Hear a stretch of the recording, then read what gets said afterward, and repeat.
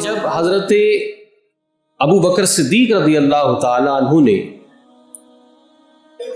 خلافت کا منصب سنبھالا تو آپ نے جو چند لائنوں کا خطبہ دیا وہ آپ رضی اللہ تعالی عنہ کے نظم خلافت کا ایک دیباچہ ہے۔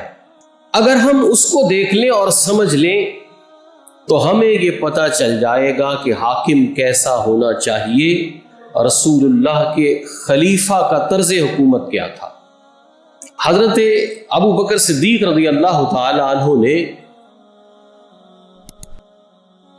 جب نظم خلافت سنبھالا، منصب خلافت سنبھالا، آپ نے جو خطبہ دیا سب سے پہلے اللہ کی حمد و ثنا رسول صلی اللہ علیہ وسلم پر درود و سلام کے بعد جو پہلی بات ارشاد فرمائی وہ یہ کہ مجھے تم لوگوں کا امیر بنایا گیا ہے اگرچہ کہ میں تم سے بہتر نہیں ہوں۔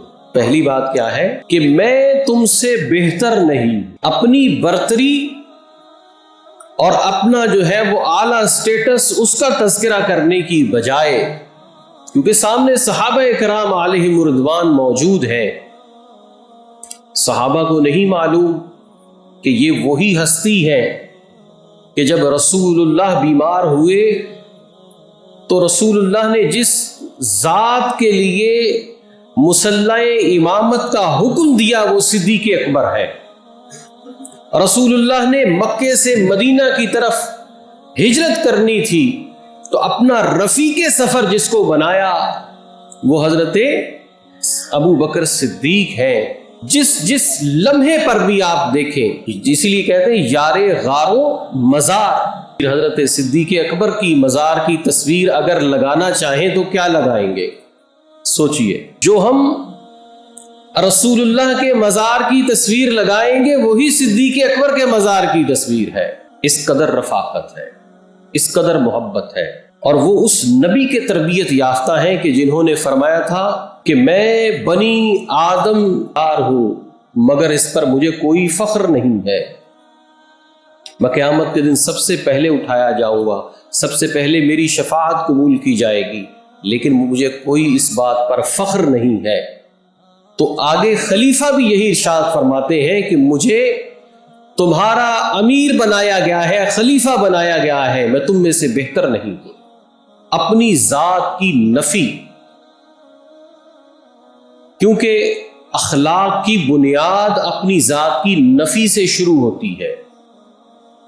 جس شخص میں اپنی ذات کی نفی نہ ہو وہ چاہے جتنا بھی میٹھا ہو کر آپ سے بول لے، اس کا اخلاق چند منٹ کی مار ہوتا ہے، چند منٹ کی مار ہوتا ہے۔ وہ میٹھی باتیں کر رہا ہے، آپ اس کے مزاج کے خلاف ایک بات کر دیجئے، وہیں سے سارا جو شہد تھا وہ ایلوا بن جائے گا، کیونکہ اس کی اپنی ذات کی نفی نہیں ہے اس میں۔ تو حضرت صدیق اکبر نے سب سے پہلے کیا فرمایا؟ اپنی ذات کی نفی فرمائی کہ میں تم سے اعلیٰ نہیں ہوں، حالانکہ وہ اعلیٰ ہیں۔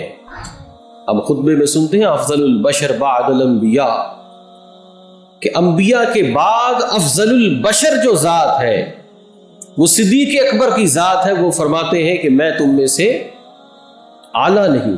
اور پھر فرمایا کہ سچائی امانت ہے اور جھوٹ خیانت۔ اب یہ دیکھیے کہ عوام اور حکمران کے درمیان جو پولیٹیکل ریلیشن ہے اس کی بنیاد سچائی ہے۔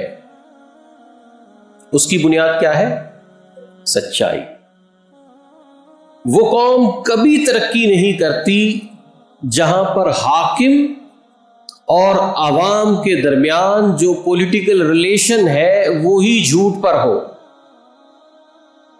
اب اس تناظر میں آپ دیکھیے کہ ہمارے حکمرانوں کی الیکشن سے پہلے کی تقریریں اور الیکشن کے بعد کی تقریریں، ہم کہتے ہیں نا ہم ترقی کیوں نہیں کرتے، ملیں چل رہی ہیں، ڈیم بن رہے ہیں، چل رہے ہیں، اناج اگ رہا ہے، खुद भी खा रहे हैं, एक्सपोर्ट भी कर रहे हैं, कपड़ों के कारखाने हैं, कपड़े बन भी रहे हैं, एक्सपोर्ट भी हो रहे हैं, इतना कुछ कारोबारे जिंदगी चल रहा है, लेकिन ये कौम इज़्तिराब के गड़े से बाहर नहीं निकल रही। 70 साल हो गए, 75 साल हो गए। क्यों? कि हुक्मरान और रियाया इनका ताल्लुक सच पर मबनी नहीं है। हुक्मरानों का और अवाम का ताल्लुक सच पर मबनी नहीं है, खयानत पर मबनी है।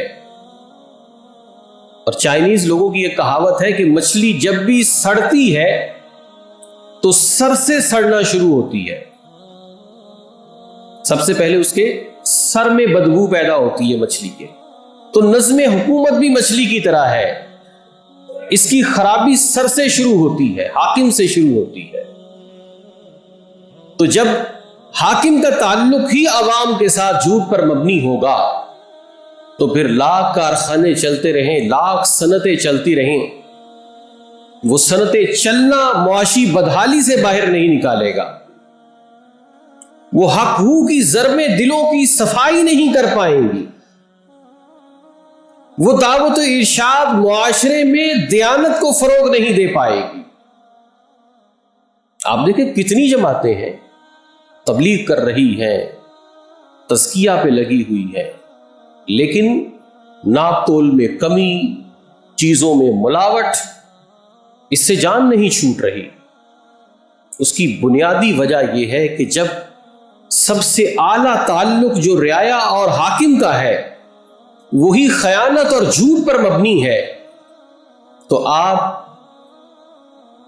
कीकर के बीज लगाएं और कहें कि इससे सनोबर के दरख्त उगेंगे, तो ऐसा कभी भी नहीं होगा। जब ऊपर वालों का नीचे वालों से ताल्लुक झूठा है तो फिर नीचे वालों का आपस का ताल्लुक सच्चाई पर कैसे हो सकता है। और हजरत सिद्दीक़ अकबर रज़ियल्लाहु ताला अन्हु ने जो तीसरी बात इरशाद फरमाई, बड़ी सोचने और समझने की है। आपने फरमाया कि जो तुम में कमजोर है, जो तुम में कमजोर है वो मेरे नजदीक कवी है, और जो तुम्हारे नजदीक कवी है वो मेरे नजदीक कमजोर है। ये बात भी सोचने और समझने से ताल्लुक रखती है। यानी जो तुम में से ज़ईफ है, कमजोर है, तो उसका हक दबाने की कोशिश करोगे तो वो रियासत की कुव्वत के साथ कवी है, उसका तुमसे हक दिलाया जाएगा।